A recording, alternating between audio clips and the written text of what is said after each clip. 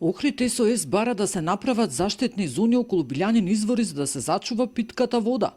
Од граѓанската иницијатива посочуваат дека по проблемот во Струга, каде водата речиси месец дена беше технички неисправна за пиење, поднели иницијатива до Министерството за животна средина и Министерството за здравство.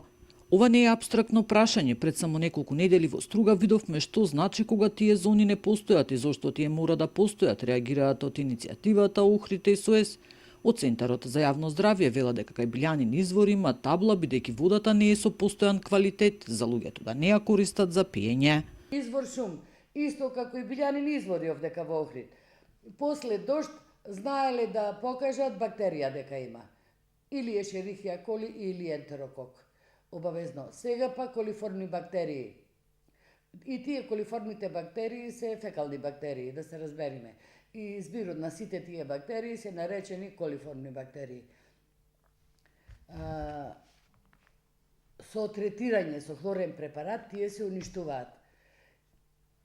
Билјанини извори затоа се табла зашто водата не е со постојан квалитет, дека е со промелив квалитет и таа табла мора да стои дека не е за пиење, пошто таа вода постојано истекува и луѓето одат да полат вода од тука, да знаат дека не треба да пијат. Инаку добрите познавачи сметаат дека застарената инфраструктура, ограничените капацитети на јавните предпријатија и недоволната институционална координација се клучните проблеми. Поради тоа Македонија подготвува силна инвестиција и реформи за да се обнови овој сектор. Нина Аритоновска, Сител телевизија.